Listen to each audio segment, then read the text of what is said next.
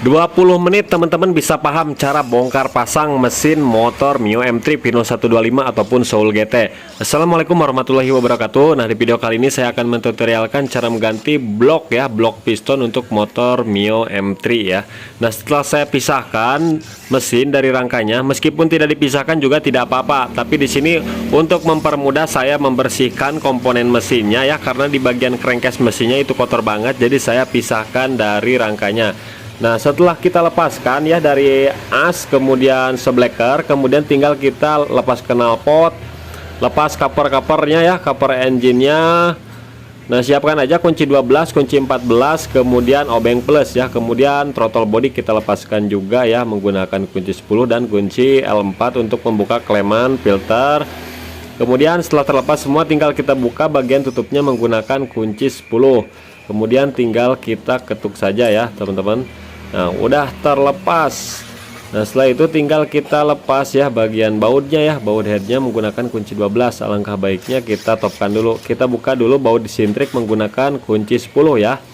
Nah, setelah lepas sintriknya, tinggal kita buka mur headnya menggunakan kunci 12. Nah, tidak ada ring ya, ringnya itu menyatu semuanya ya, ring plat seperti ini ya, kotak. Nah, kemudian untuk baut yang panjang di bagian pinggir kita lepas menggunakan kunci L5. Dua-duanya kita lepaskan. Nah, setelah itu tinggal kita congkel di bagian sela-sela antara blok piston dan blok head ya. Nah, udah terlepas ya teman-teman.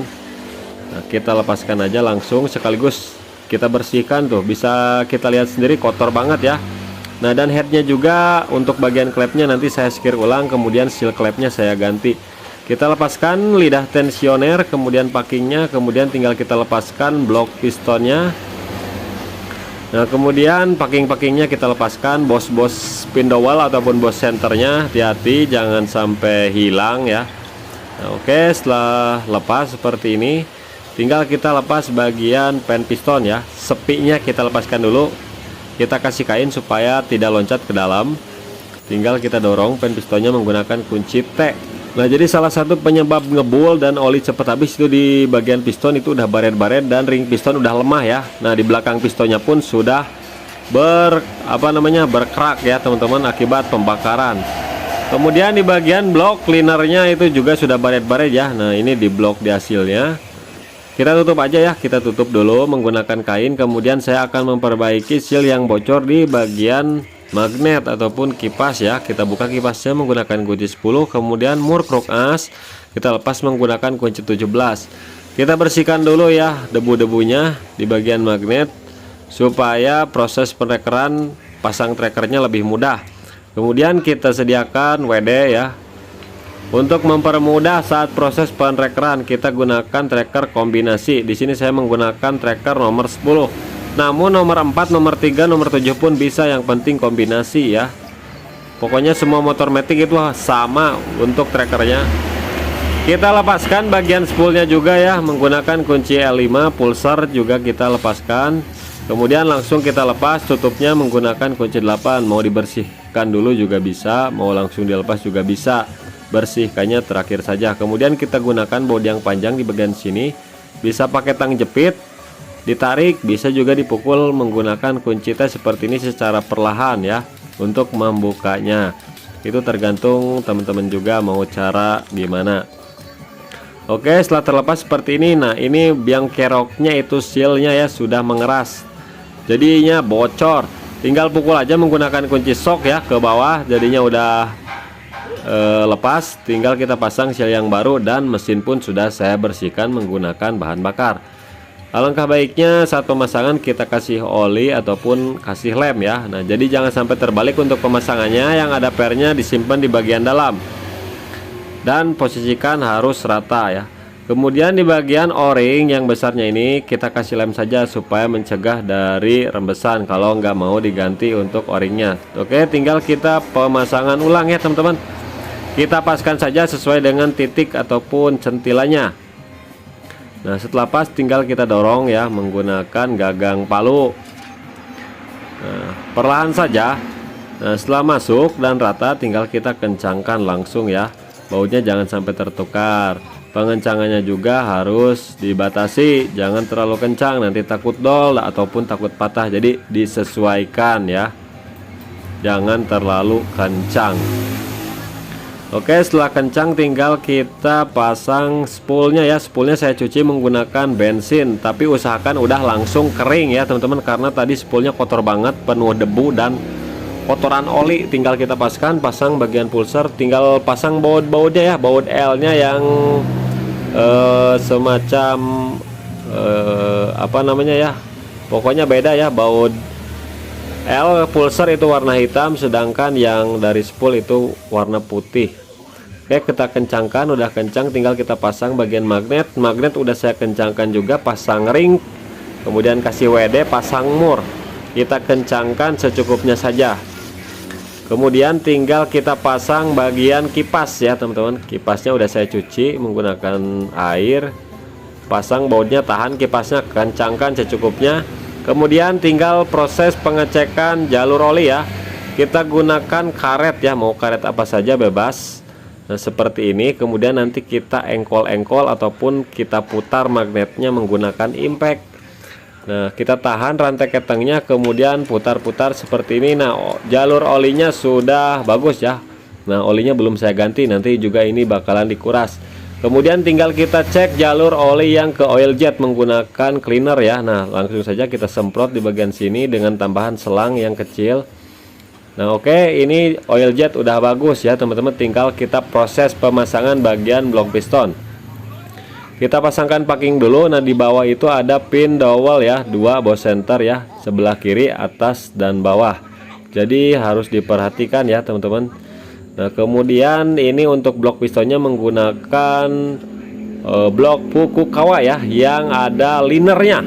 Jadi ini blok ditanam liner, jadi kalau misalkan aus bisa di quarter ya teman-teman. Nah ini bisa di quarter. Dan untuk kualitasnya lumayan bagus ya. Nah kita cek dulu, kasih oli dulu bagian pistonnya, kemudian kita masukkan. Nah jadi si pistonnya itu seret ya teman-teman, seret ataupun lebih presisi. Pokoknya ini seret ya, nggak seperti blok di asil yang kocak, yang celahnya banyak. Nah ini sangat seret ya, jadi lumayan lah, nggak bakalan menyebabkan pampir oli. Kemudian untuk bahan pistonnya juga casting ya, bukan forging. Oke, tinggal kita pasangkan aja bagian ring piston. Kita pasangkan ring cacingnya, kemudian ring oli yang tipis. Nah, usahakan jangan sampai berjajaran ya, jadi harus menyilang. Teman-teman juga pasti paham ya. Kalau saya seperti ini ya, disilangnya 120 derajat.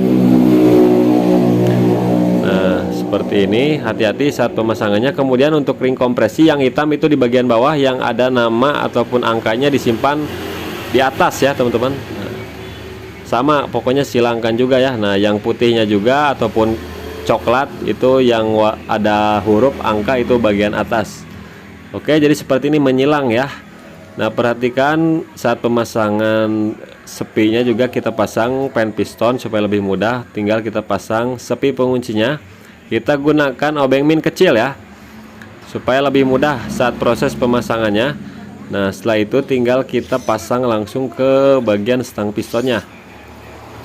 Nah kita kasih oli dulu, kasih oli, kemudian titiknya menghadap ke exhaust ya, ataupun menghadap ke bawah, jadi jangan sampai terbalik. Oke, kemudian pasangkan seperti ini. Kemudian kita sediakan kain. Kain kita sediakan untuk menutup bagian crankcase supaya saat pemasangan spi itu kalau loncat tidak masuk ke dalam, jadinya tidak repot. Nah, kita gunakan aja obeng min yang kecil ya. Nah, setelah terpasang tinggal kita pasang blok piston, kita kasih pelumasan dulu. Pastikan ring pistonnya udah sesuai ya, jadi nggak berubah ukuran. Bagian liner kita kasih oli. Kemudian tinggal kita pasangkan ya teman-teman. Nah permukaannya kita bersihkan dulu. Nah tinggal kita masukkan. Nah jadi cara pemasukan piston itu kita tekan dulu ya. Kita cari yang ada celahnya dulu. Dari celahnya, jangan punggungnya. Setelah masuk celahnya tinggal kita tekan bagian punggungnya. Nah setelah masuk satu persatu, tinggal kita goyang-goyang sedikit-sedikit ya sampai masuk, jangan dipaksa, nantinya ring pistonnya rusak. Nah, rantai keteng kita masukkan, kemudian tinggal dorong saja, udah masuk. Tinggal kita putar-putar saja rantai ketengnya, mau dari rantai keteng bisa, mau dari kipas juga bisa. Tinggal lap saja sisa-sisa olinya, kemudian tinggal kita posisi topkan. Nah, diputar-putar seperti ini harus lancar ya. Kemudian kita langsung topkan. Bisa dari pistonnya, bisa kita lihat juga dari garis magnet menghadap tanda panah di crankcase. Nah, ini garis magnet harus sejajar dengan tanda panah crankcase. Tinggal kita pasang lidah tensioner. Nah, usahakan harus pas ya. Nah, setelah itu tinggal kita pasang bagian blockhead. Blockhead udah saya skir ya teman-teman. Udah saya ganti seal clamp-nya, kemudian pasang bagian packing, kemudian boss center pindowalnya udah saya pasang di bagian blockhead ya.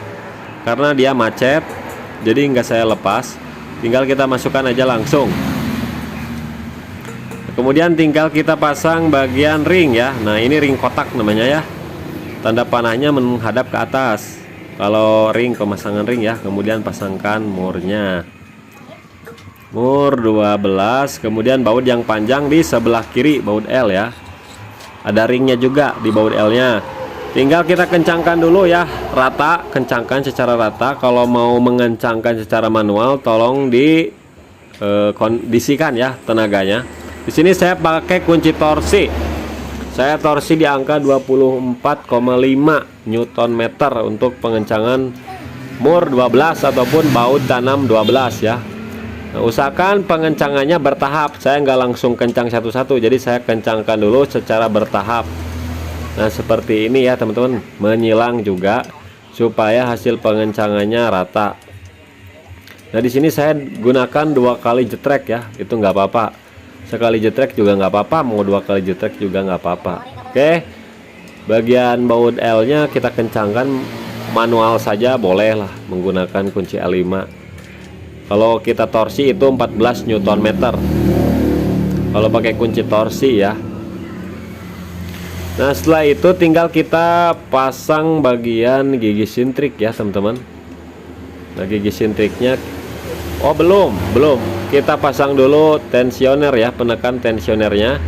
Ada packingnya, pasang packing, mau dikasih lem juga bisa kasih lem. Kemudian kencangkan bautnya ya menggunakan kunci 8. Nah, setelah itu baru kita proses pengetopan. Kita topkan dulu ya, kemudian pasang gigi sintrik. Nah, jadi gigi sintrik itu dia garisnya itu nenggak ya teman-teman. Jadi dia ke atas miring, nggak lurus ke depan. Jadi dia nenggak ke atas sekitar 45 derajat ya, 45 derajat tuh garisnya. Jadi harus sama dengan garis yang ada di bagian blockheadnya. Pasangkan dulu murnya, baut 10-nya kita pasangkan dulu. Jangan langsung dikencangkan. Kita setel dulu penekan tensionernya. Nah, kita putar ke kiri sampai menekan rantai keteng sampai keras, dan posisi top sudah benar ya, sudah sejajar dengan garis yang ada di blockhead. Nah, kemudian tinggal kita pengencangan. Saya kencangkan 25 Nm, dilebihin dikit 25-nya. Kita tahan magnet udah ya. Kemudian tinggal kita putar ya, putar-putar seperti ini. Kemudian tinggal kita setel ya, setelan klepnya. Nah, di sini saya setel untuk klep in. Saya setel di 0,0 sekitar 0,07. Saya rapetin dikit ya, soalnya rawan kemelitik nih di bagian head. Jadi saya rapetin dikit. Harusnya kan 0,10 ya, teman-teman. Saya setel lebih rapat untuk bagian innya di 0,07. Jadi 0,05 itu agak longgar. Sedangkan yang exhaust saya setel di 0,12 ya. Harusnya kan 0,15 ya teman-teman. Tapi di sini saya setelnya 0,12 ya teman-teman. 0,12an lah. Oke, setelah itu tinggal kita putar-putar dulu 4 kali putaran, stopkan lagi, kemudian kita cek lagi jangan sampai robah ya. Nah, ini udah oke. 0,10 longgar jadinya 0,12. Nah, setelah itu tinggal kita pasang tutup headnya, kita pasang o-ring, mau dikasih lem juga boleh. Kemudian pasang seal, kemudian baut ya, bautnya kita pasangkan, kita kencangkan secukupnya saja, nggak perlu kencang-kencang sampai mentok ya, sampai mentok aja. Kalau udah mentok udah. Nah setelah itu tinggal kita pasang ini ya, sensor EOT nih. Soalnya kan ini patah ya teman-teman, jadinya saya solder. Cuman kabelnya ini kok satu warna ya, harusnya beda warna. Ini anak buah saya ini solder kabelnya disamain, tapi nggak apa-apa, yang penting kita ingat. Oke, kemudian setelah itu pasang cover engine ya. Nah cover engine-nya kita pasangkan lagi. Nah bautnya baut skrup ya teman-teman, atas satu, di bawah ada dua. Nah di bawah dua ya, kita sambil pas-paskan. Kemudian di sini pakai kunci T8 ya, karena bautnya baut 8 ya, ada 3 biji. Pasang covernya seperti biasa, baut skrup ada 3. Kemudian tinggal kita pasang knalpot. Kencangkan menggunakan kunci 12, kemudian kunci 14. Nah setelah itu pasang throttle body. Nah throttle bodinya udah nggak ada kleman ya, kalau ada klemannya itu pakai kunci L4. Kemudian di bawah manifold itu ada bonnet ya, fiber yang ada o-ringnya, tinggal kita kencangkan menggunakan kunci 10. Kita pasang selang hawa ya dari tutup headnya yang menuju ke filter. Kemudian sensor O2 nya dipas-paskan, dimasukin lagi ya ke covernya. Kemudian busi kita ganti menggunakan yang baru, karena busi lama itu udah mengerak bekas oli terbakar. Nah kita kencangkan aja secukupnya ya teman-teman, jangan terlalu kencang-kencang juga. Mau belakangan juga nggak apa-apa ya, pasang busi mah gampang. Kemudian olinya udah saya kuras, olinya pakai Amalub, kita ganti baru. Kemudian kita buka dulu nih baut 8 di bagian tutup head, tinggal kita engkol-engkol saja. Nah setelah ada kelihatan ya keluar oli, berarti jalur oli udah lancar yang ke bagian head ya. Nah setelah lancar tinggal kita tutup lagi aja. Mau pas mesin hidup juga bisa, tapi alangkah baiknya sebelum dipasang, jadi kita cek dulu di bawah, takutnya ada kendala ataupun tersumbat. Nah tapi dipastikan saat pemasangan head untuk lubang-lubangnya udah oke. Kemudian setelah itu udah dipasang ke mesin, sensor TPS, kemudian sensor injektor, baut massa ataupun kabel massa udah saya pasang, sensor O2, sensor EOT udah saya pasang. Kemudian pasangkan aki dulu di sini ya, jangan pakai jok dulu. Nah kemudian tinggal kita coba hidupkan di sini. Nah kita tes hidupkan ya. Nah dan motor pun sudah hidup ya. Jadi ini motor harus di interior dulu nih, interior dulu. Cuman ini kendalanya knalpotnya bocor nih, bukan bocor dari depan tapi dari bawah sini itu ada retak ya. Jadi belum keburu, harusnya dilas dulu supaya nggak terjadi kebocoran seperti ini nih teman-teman. Nah tinggal kita coba aja gas sedikit-sedikit, blayer nah, seperti ini udah oke ya. Nah kalau udah oke seperti ini tinggal kita pasang jok lagi, kemudian tinggal tes interior lah, kurang lebih semingguan ya sampai motornya hampang ya, karena ini pasti masih agak berat soalnya pistonnya masih seret. Dari bagian knalpot kita gas-gas seperti ini udah tidak ada ngebul lagi ya. Yang tadinya ngebul itu karena olinya habis mulu disebabkan oleh piston baret, liner baret. Setelah ganti blok, alhamdulillah sudah sembuh ya. Oke, mudah-mudahan video ini bermanfaat.